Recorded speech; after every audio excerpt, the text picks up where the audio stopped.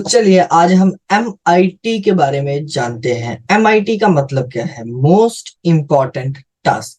हम किसी भी फील्ड में अगर काम करते हैं तो उसके लिए हमारे पास टास्क होना जरूरी होता है। काम करना उसके लिए बहुत ज्यादा जरूरी होता है। और अगर हम कोई भी काम को टास्क के बिना करें तो वो हमारा काम कभी भी पूरा नहीं होता।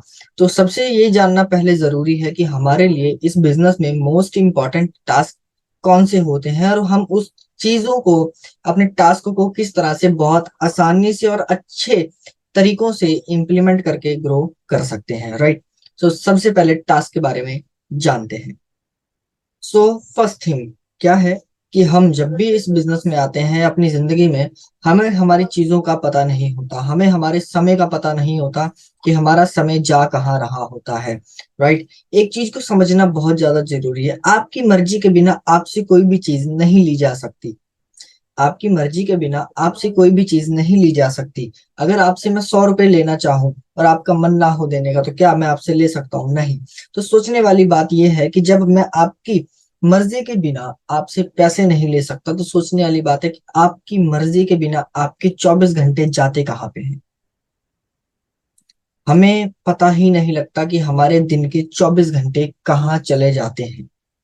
तो गाइस, सबसे पहले अपने डे को शेड्यूल करना स्टार्ट करो।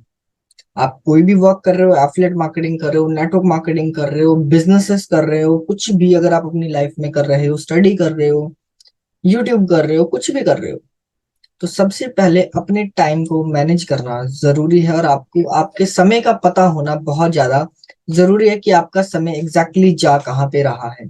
तो समय को सही तरीके से यूज करने का एक सिंपल सा तरीका है, अपने डे को शेड्यूल करो। अपने पास एक छोटी सी डायरी रखो। डायरी कितनी बड़ी होनी चाहिए? इतनी बड़ी, मान छोटी सी एक डायरी होनी चाहिए, कम से कम वो आपके पॉकेट में आ सके, या फिर कहीं ऐसे रख सको जिसे आप हमेशा पास रख सको। और उसको आपने अपने पास रखना है कि आपको पता लगता रहे कि हर घंटे हर मिनट आपने क्या करना है। इससे करना क्या है, आपने इसको, डायरी को अपने पास रात को सोने से पहले 5 मिनट पहले आपने इस डायरी पे नोट्स बनाने हैं कि कल की डेट में आपको क्या इंपॉर्टेंट काम करने हैं।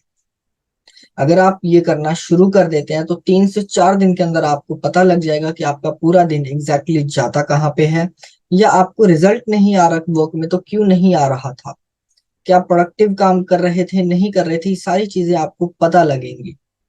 राइट। तो सबसे पहला टास्क ये है कि अपने डे को शेड्यूल्ड करना, रिटर्न में लिखना शुरू करो। सेकंड, से नो ऑफ्टन, मतलब लोगों को मना करना शुरू करो। अगर आप लोगों को मना नहीं कर पा रहे हैं, लोगों को नो नहीं कर पा रहे हैं, ना नहीं कर पा रहे हैं, तो आपके लिए बहुत ज्यादा प्रॉब्लम की बात है, क्योंकि हर दूसरा तीसरा आदमी आपको आके कुछ ना कुछ छोटे मोटे काम कहता रहेगा, जिसके कारण आप बिल्कुल भी काम पे फोकस नहीं कर पाओगे। अगर आप अपने काम पे फोकस नहीं कर पाओगे तो सोचने वाली बात है कि आपका जो टास्क लिया गया है वो पूरा कब और कैसे होगा। जो भी छोटे छोटे काम हैं उन चीजों को नो करना स्टार्ट करो।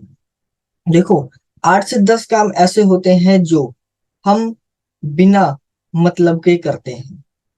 जिस काम को हम ना करें और उसको ना करने से भी हमारा कोई नुकसान नहीं होता, हम उस काम को भी करते हैं। जिस काम को हम ना करें और ना करने से हमारा कोई नुकसान भी नहीं होता, हम उस काम को भी करते हैं। तो आपको बेफजूल के काम करना बंद करना होगा। कहीं छोटी छोटी चीजों के लिए हमें हमारे घर वाले इधर उधर भेज देते हैं, क्या वो काम के घर के कोई और लोग नहीं कर सकते? अगर कर सकते हैं तो डेफिनेटली है कि आप उन्हें कह दें। क्योंकि जब भी एक इंसान नौकरी पे जाता है उस वक्त उसके घर वाले पीछे नहीं होते। हमें नौकरी में 8 घंटा देना पड़ता है प्रॉपरली। जब हम बिजनेसेस में आते हैं, एफिलिएट मार्केटिंग में आते हैं, या फिर किसी भी वर्क फ्रॉम होम में आते हैं, तो हम छोटे छोटे काम घर पे बैठ के करना शुरू कर देते हैं जो हमारे मतलब के नहीं होते। तो लोगों को मना करना जरूरी है। Next, plan well in advance. अपने प्लान को एडवांस में बनाकर रखो। लोग सालों सालों के प्लान बना तो लेते हैं, 1.5 1.5 2 2 साल के एडवांस में प्लान बना लेते हैं, बट वो अपने डे को वीकली के प्लान नहीं बनाते, वो अपने सिंगल डे का और एक हफ्ते का प्लान बिल्कुल भी डिजाइन नहीं करते कि उन्हें इस हफ्ते कैसे और क्या करना है, आज उन्हें कैसे और क्या करना है। तो अपने प्लान को एडवांस में बनाओ सोने से पहले। कल अपने हर एक घंटे को डिवाइड करो कि 10 बजे से 11 बजे तक, 11 से 12, 12 से 1 से 2 हमें क्या काम करना है और क्या नहीं करना है। आपके डिजाइन होना चाहिए, आपके पास आपके दिन का प्रॉपरली डिजाइन होना चाहिए कि हाँ आज मैंने ये करना है, इसके अलावा मैंने कोई एक्स्ट्रा काम नहीं करना, जब मेरे पास टाइम बचेगा तो हम करेंगे। राइट। तो अपने डे को एडवांस में बनाओ। Work work in peak stage. काम को पीक मतलब जब आपकी एनर्जी हाई रहे तब उन कामों को करो जो आपके लिए बहुत ज्यादा जरूरी है। जैसे कि सेल्स के फील्ड में अगर मैं बात करूं, एफिलिएट मार्केटिंग की फील्ड में बात करूं, तब आपको मैक्सिमम क्लोजिंग करनी चाहिए जब आपकी एनर्जी हाई रहे, क्योंकि सेल्स हमेशा एनर्जी से कन्वर्ट होती है। आपके पास कितने भी लॉजिक हो, आपके पास कितना भी नॉलेज हो, कितने भी फैक्ट हो, बट आपकी आवाज में एनर्जी ही नहीं है, सामने वाला एनर्जी फील ही नहीं कर पा रहा है आपकी, तो कोई भी फायदा नहीं है। तो सबसे ज्यादा क्लोजिंग्स आई थिंक आपको तब करना चाहिए जब आपकी एनर्जी बहुत ज्यादा हाई लेवल पे हो। तो अपनी एनर्जी को जानना शुरू करो कि आपकी एनर्जी किस टाइम पे हाई लेवल पर पीक पे होती है। Eliminate distraction. अपने डिस्ट्रैक्शन को दूर हटाना शुरू कर दो, क्योंकि हम बहुत बार डिस्ट्रैक्ट होते हैं अपने पूरे दिन के शेड्यूल में। हम व्हाट्सएप पे सिर्फ एक मैसेज चेक करने जाते हैं, हम 1 डेढ़ घंटे बाद लौट कर आते हैं। हमें व्हाट्सएप पे मैसेज चेक करा, हमें देखने को क्या मिला कि बाबू आज तो मैं आपसे नाराज हूँ।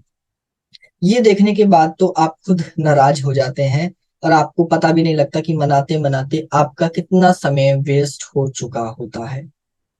तो अपने डिस्ट्रैक्शंस को ध्यान में रखो कि आपको कोई भी डिस्ट्रैक्ट बिल्कुल भी ना कर सके।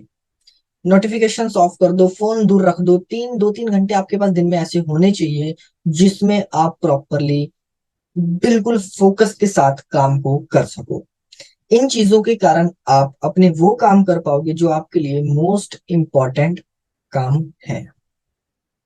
राइट। सो आई होप आपको ये वीडियो समझ में आया होगा।